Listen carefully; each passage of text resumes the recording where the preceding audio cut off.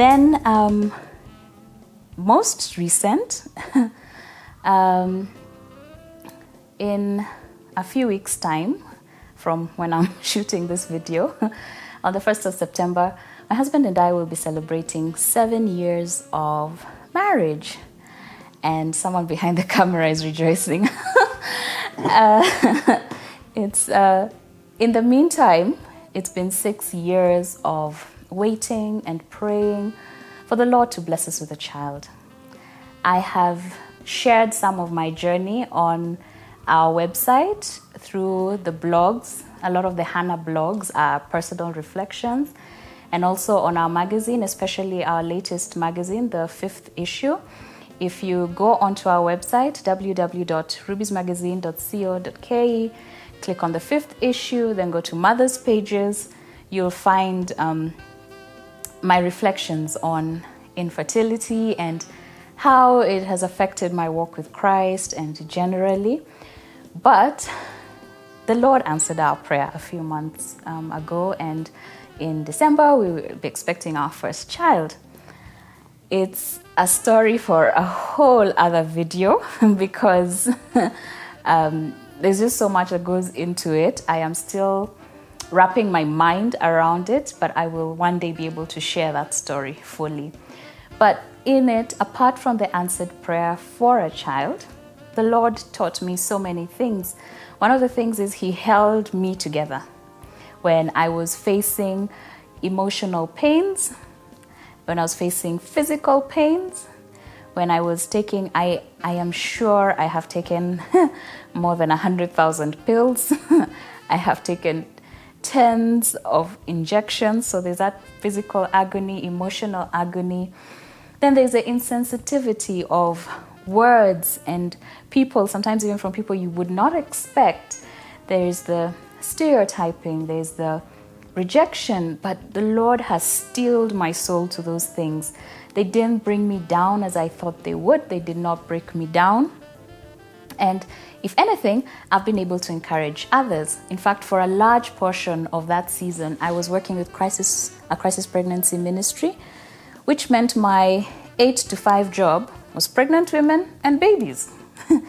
And somehow it never brought me down, especially when you're sitting across a lady who's telling you, no, I do not want a child. And you're thinking, I want a child. Oh, the Lord has blessed you with a child, and here you're busy telling me you don't have. But it never crossed my mind in that way. The Lord steeled my soul so that I was able to still encourage others, even through the season I was going through, and not see them through the eyes of what I'm going through, but just to realize this is a woman in a specific need, and I cannot place my needs above her own. Then I want to end where I'd say it all began. The first prayer of most importance that the Lord answered, and that was for my salvation.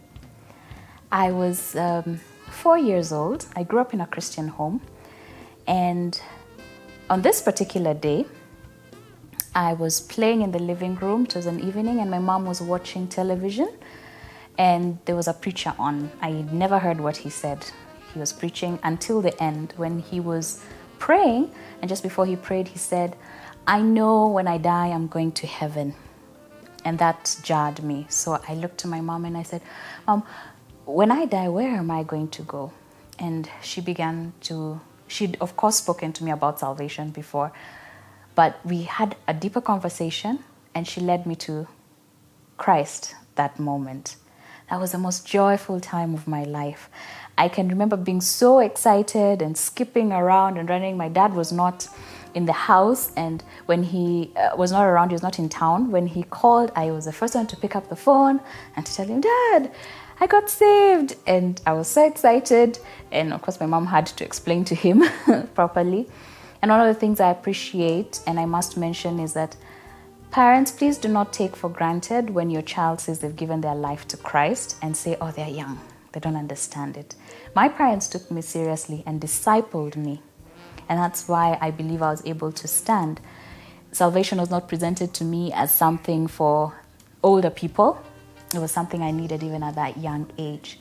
And because of that foundation, from that first answered prayer to the prayers that I know He will continue to answer, I say, let us continue to pray.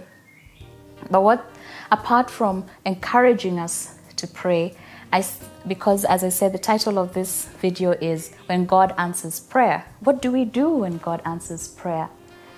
I picked out 2 things we need to do. First, we need to testify, because in testimonies is encouragement.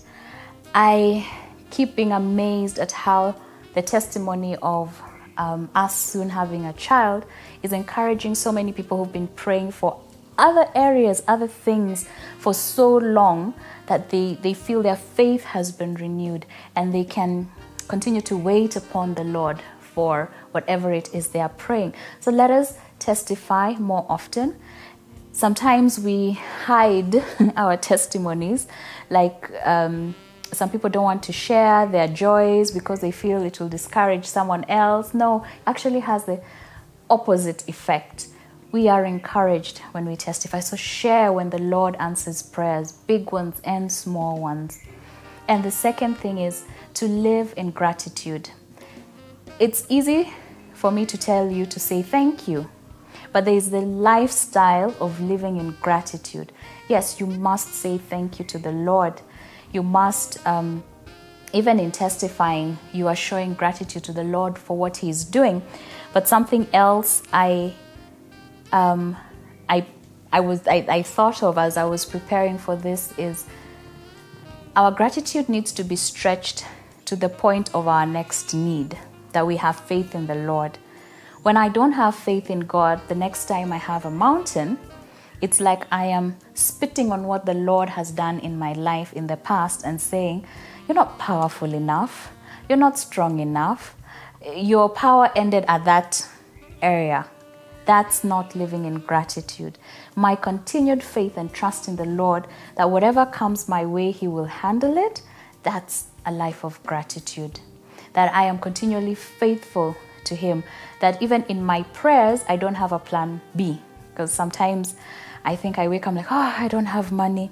Lord, please provide for me. Then the next thing I do is I pick up my phone and I call, hi, Cecilia. She's behind the camera, so, hi, Cecilia, will you help me with 20 shillings or 50 shillings?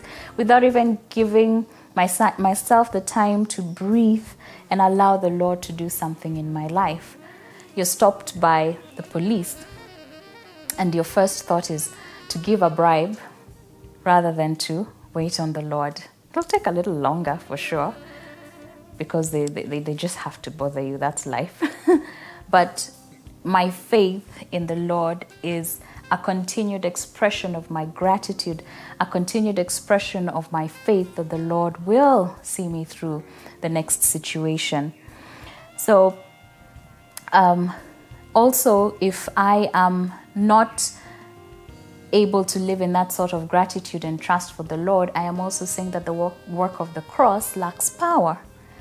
That when He died on the cross, and when He said it was finished, and when He says He took upon Himself all my infirmities and all my pain, then if I am not able to pray again, the next time something happens, I seek my own solution, I am not living in gratitude.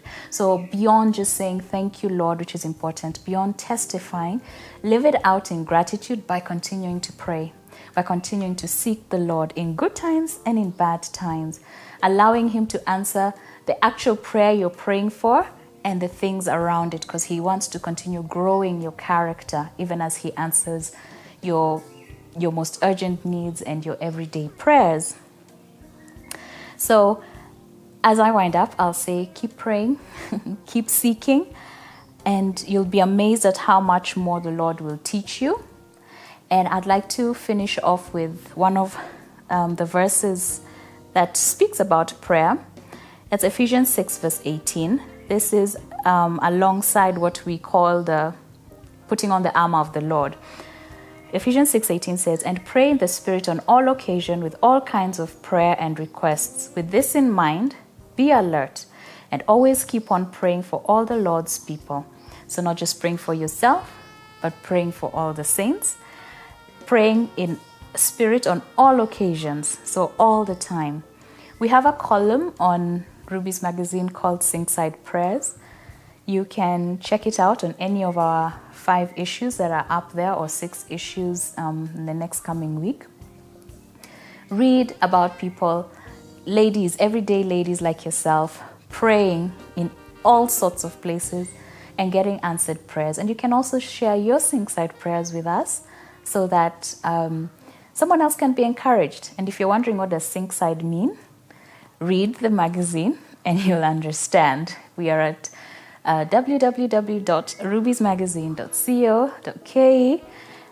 Like I said at the beginning, do subscribe to our channel. Do follow us on our various social media pages, like our videos, tell a friend to tell a friend to tell a friend to tell a friend, and make sure that all these telling friends, all these friends you've told, do watch our videos and do subscribe to the channel. Thank you so much. Looking forward to seeing you in the next video. The Lord bless you. And Lord, indeed, may you help us to pray and to seek you and to put these things that we have learned into practice. We love you, Rubies family. Bye-bye.